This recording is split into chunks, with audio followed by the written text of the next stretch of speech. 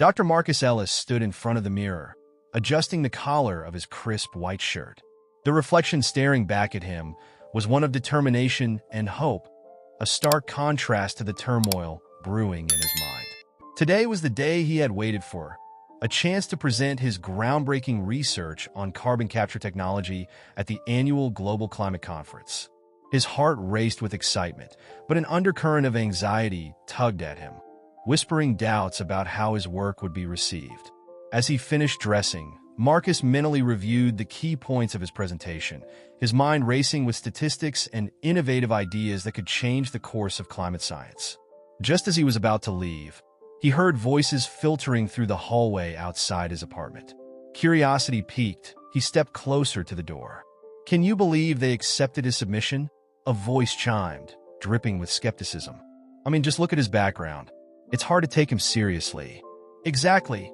I don't want to sound harsh, but I wonder if he even understands the complexities of the technology he's claiming to innovate," another voice replied, full of condescension.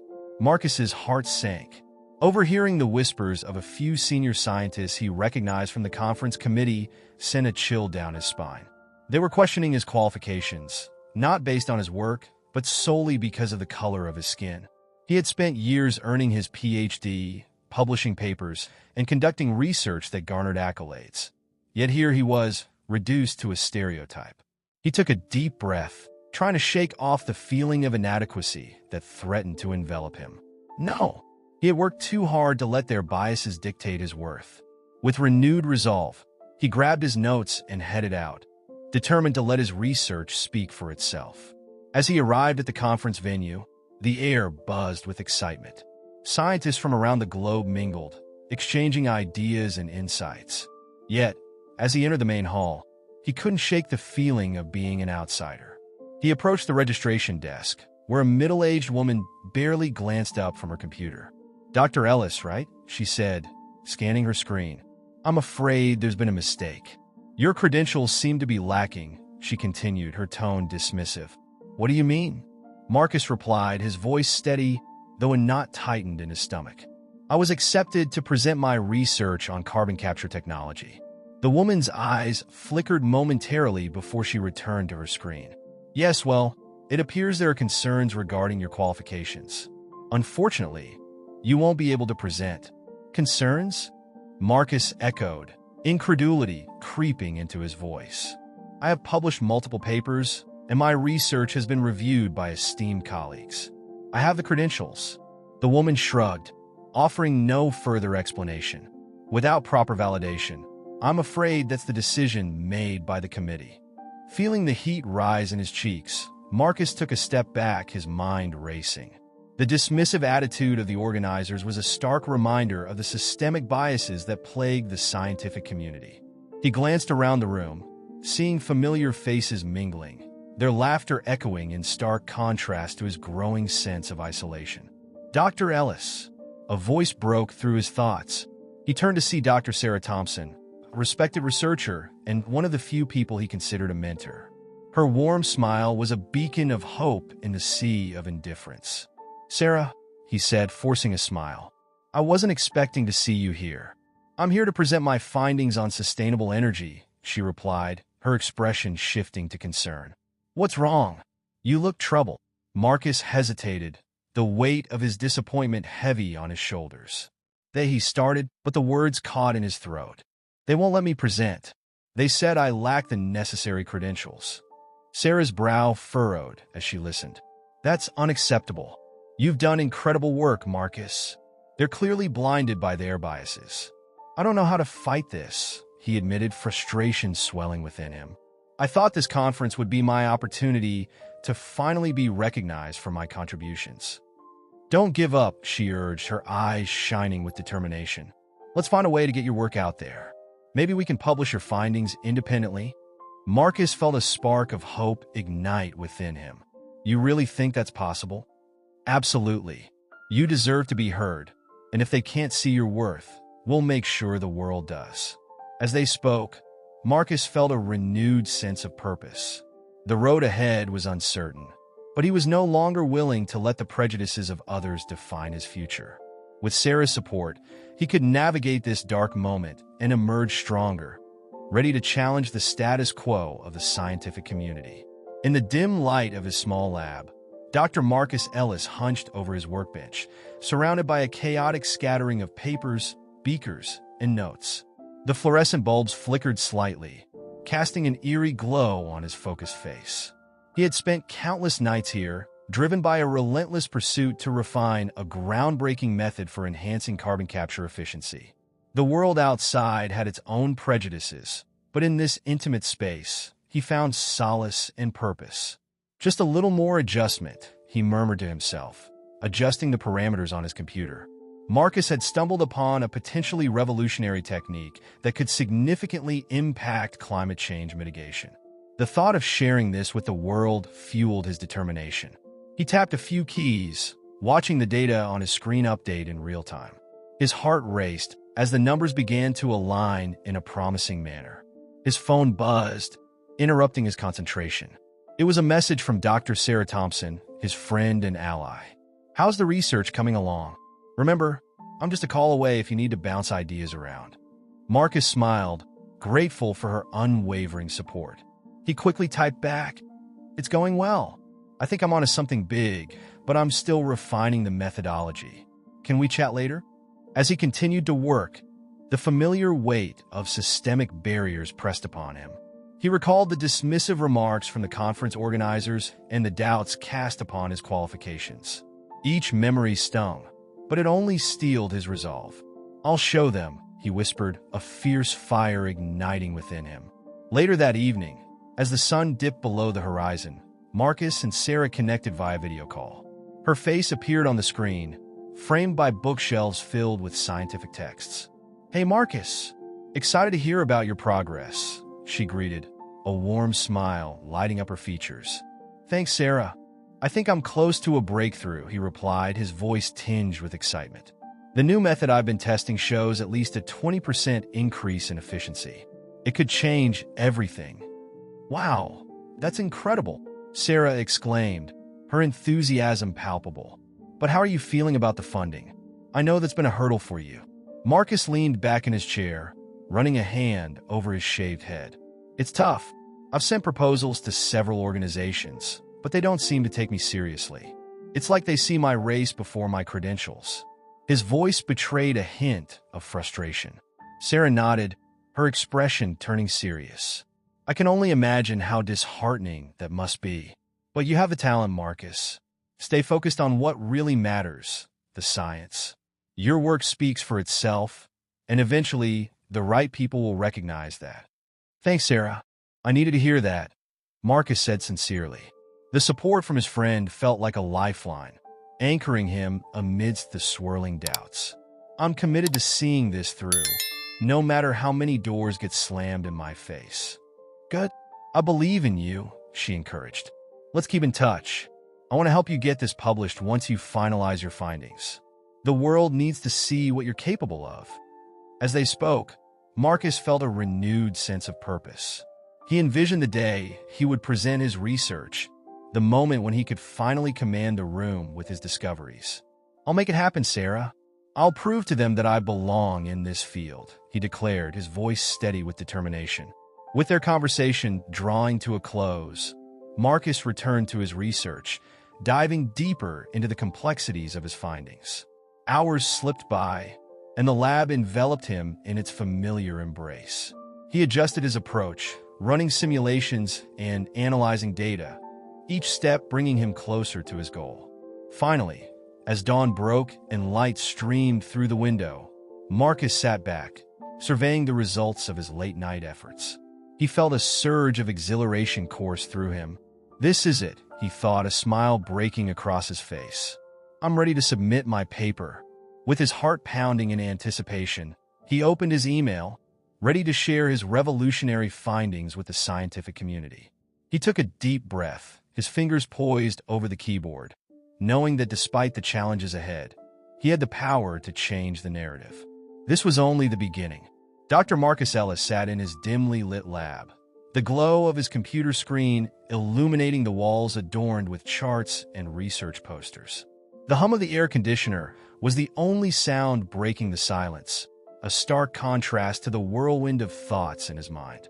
Just a week ago, he had been dismissed from the prestigious Global Climate Conference, his groundbreaking research on carbon capture technology overlooked due to the color of his skin.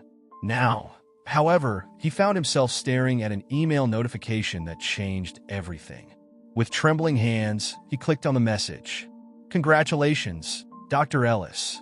Your paper has been accepted for publication in the International Journal of Climate Science." The words leaped off the screen like fireflies, igniting a spark of hope within him. As he read through the feedback, his heart raced.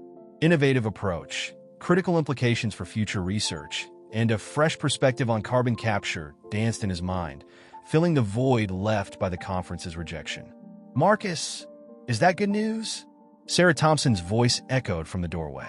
She had become a constant source of encouragement, her presence a reminder that he was not alone in this fight. When he nodded, a wide grin broke across her face. "I knew you could do it. This is huge.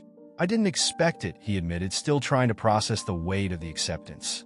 "After everything that happened, I thought they'd ignore me." Sarah stepped into the lab, her expression shifting to one of concern. "You know they'll try to downplay your work, right? They're scrambling to control the narrative after excluding you." Marcus sighed, the weight of her words heavy on his shoulders. "I know.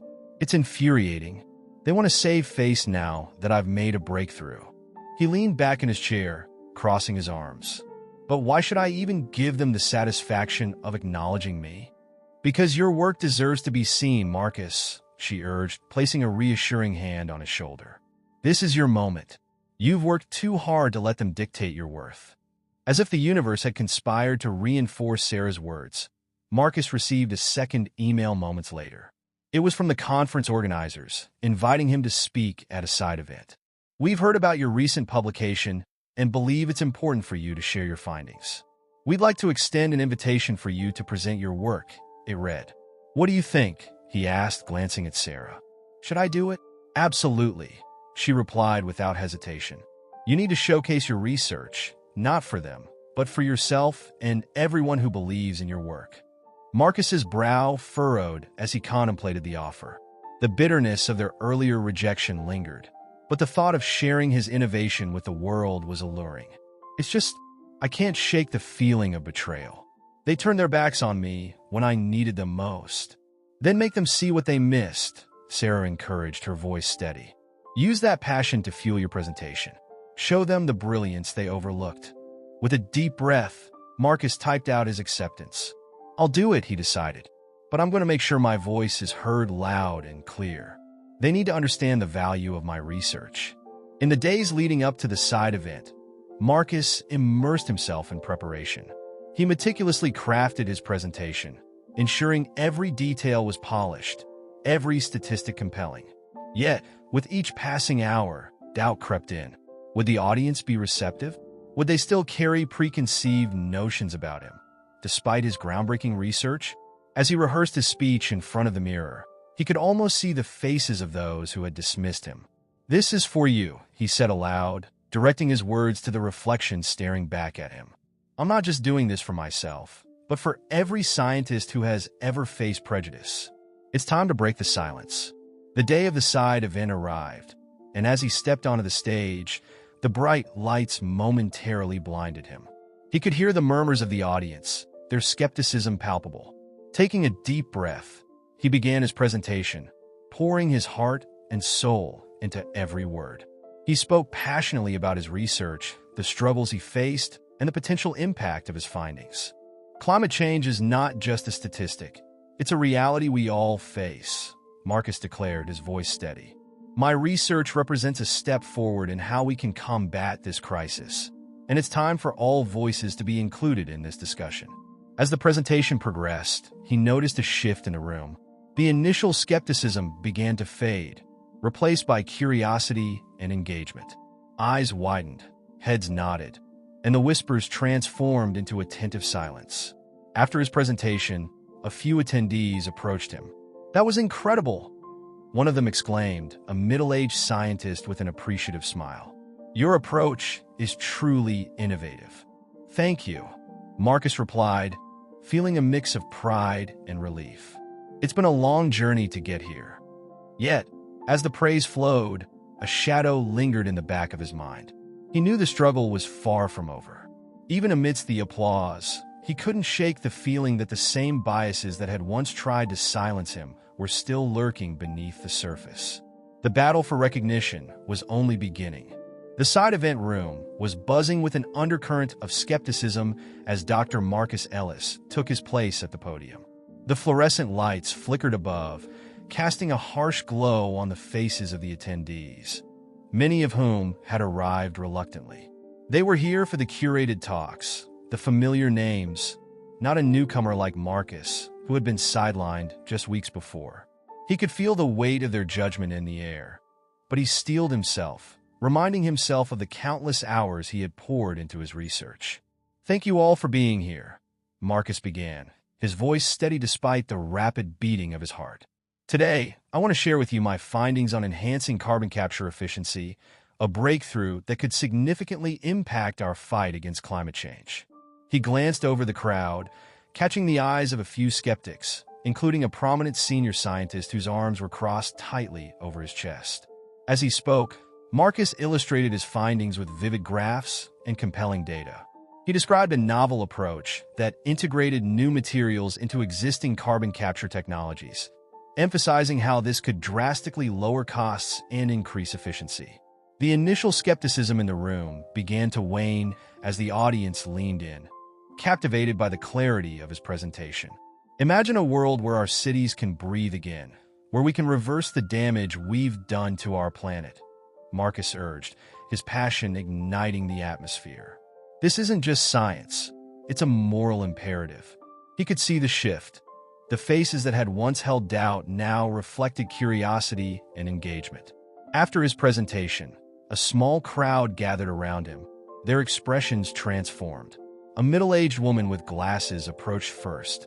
"Dr. Ellis, I must say I underestimated your work. Your research is groundbreaking. How soon can we implement these methods?" "Thank you," Marcus replied, a smile breaking through his earlier tension. "I'm currently seeking partnerships for further development. It's crucial that we act quickly to translate this science into practical applications."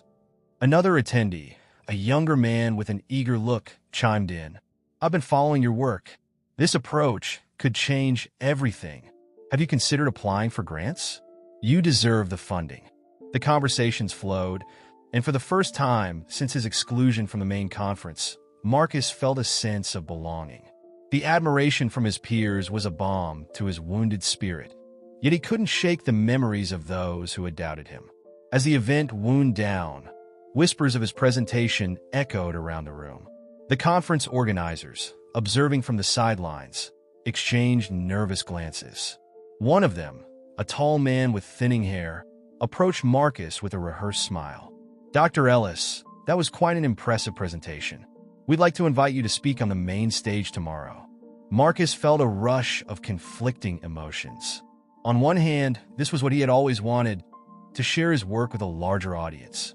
On the other, he couldn't ignore the exclusion he had faced just days before. "I appreciate the offer," he said carefully, "but I need to understand the motivations behind it. Why the sudden change?" The organizers shifted uncomfortably. "We've realized the error of our initial judgment. Your work is too important to be sidelined. It's time to move forward positively." "Is it really about my work, or is it just about saving face?" Marcus challenged, his voice calm but firm. "I want to ensure that my presence on that stage is not just a token gesture. We want to make things right," the organizer insisted, his tone more urgent. "It would be an honor to have you represent us. The scientific community needs to hear your voice." Marcus paused, weighing his options. He could feel the tension in the air, a sense of unease mixed with opportunity.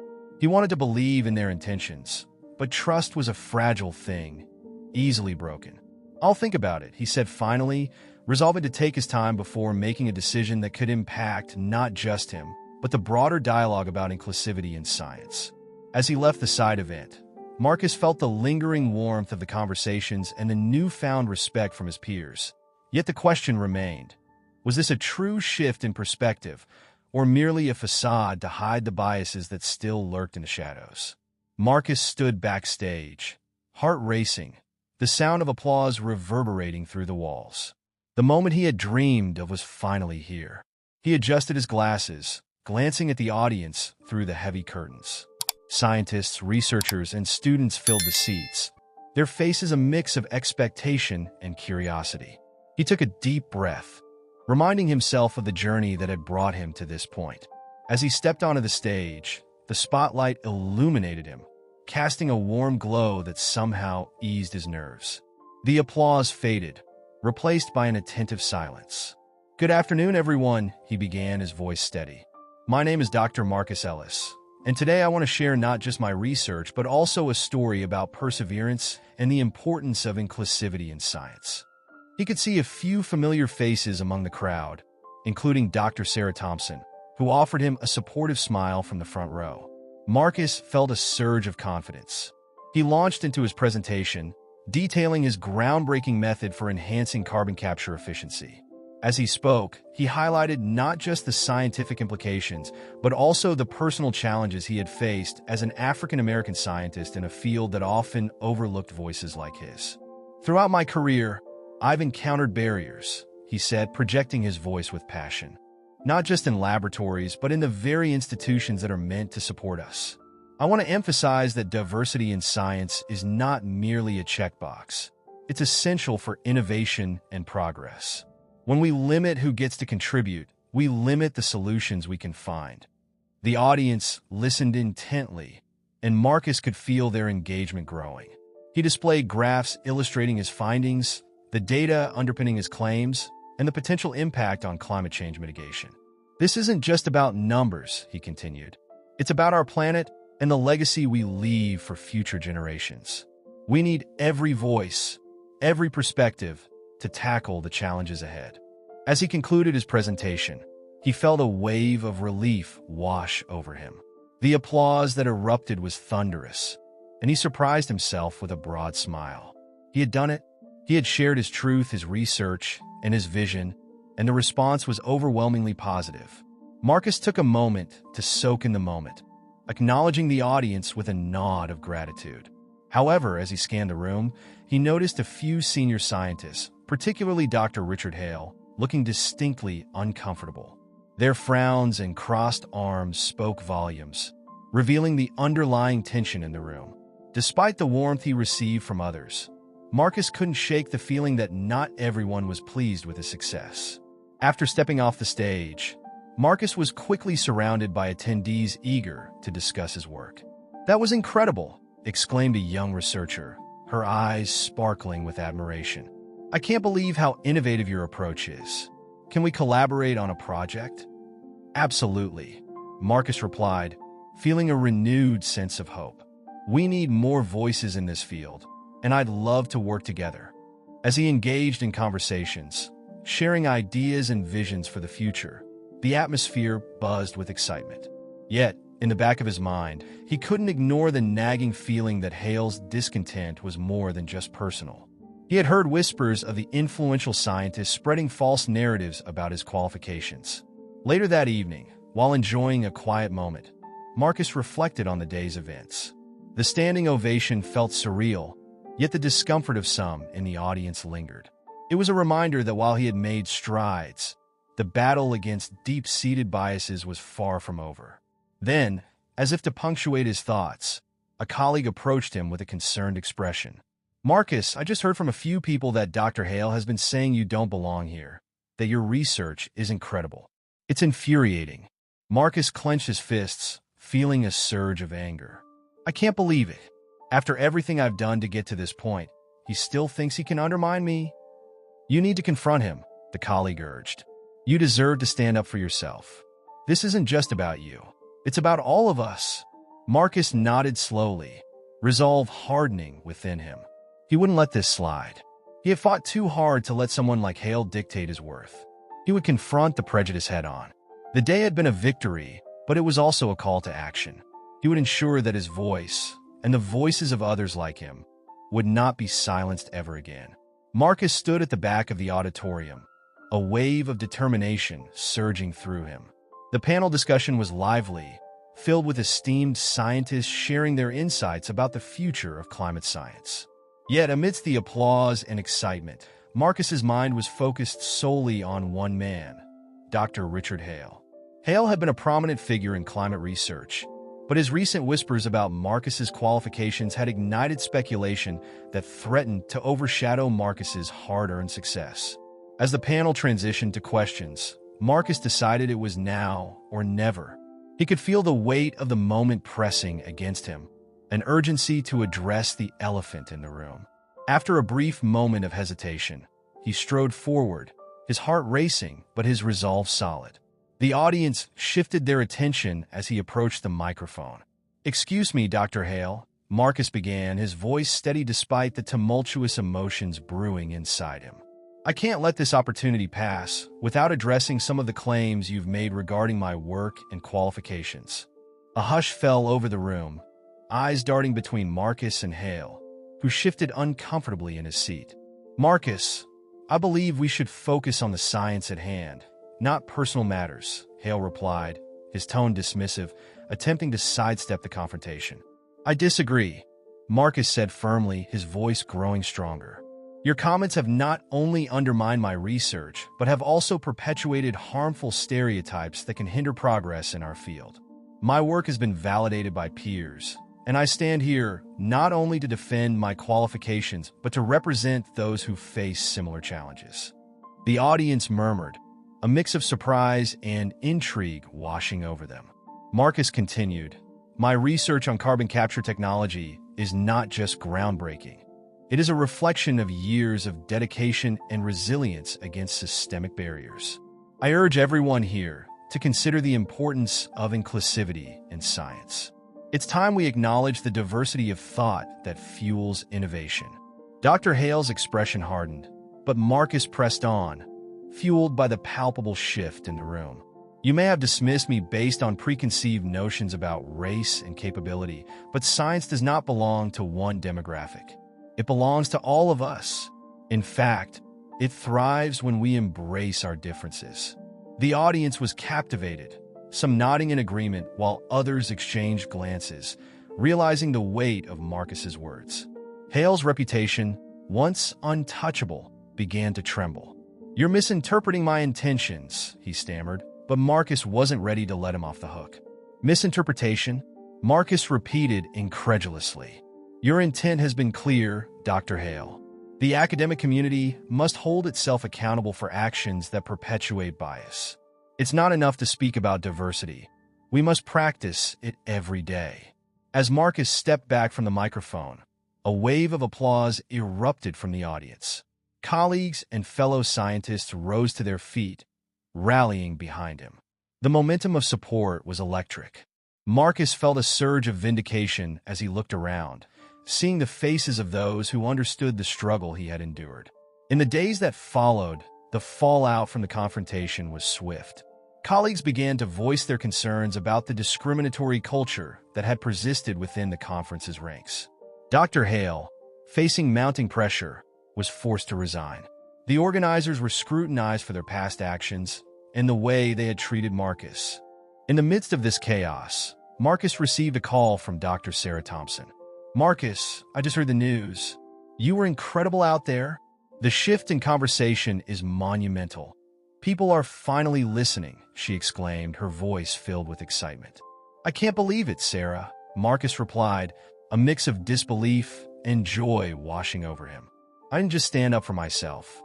I stood up for everyone who has faced this kind of bias. It feels surreal." As the dust settled, the conference organizers reached out to Marcus, this time with a sincere apology and an offer he could hardly refuse: a prestigious grant to further his research. Standing in his lab, surrounded by the tools of his trade, Marcus took a moment to reflect. The journey had been long and arduous, filled with obstacles that often felt insurmountable. Yet here he was, not just recognized for his brilliance, but also as a catalyst for change in the scientific community. "I did it, Sarah," he whispered to himself, a smile breaking across his face. "I did it for everyone who will follow." In that moment, Marcus understood that his fight had not only brought him recognition, but had also paved the way for future generations of scientists, inspiring a commitment to equity and resilience in the face of adversity. He was ready to continue his work, not just in climate science, but as an advocate for inclusivity and justice in every facet of his field.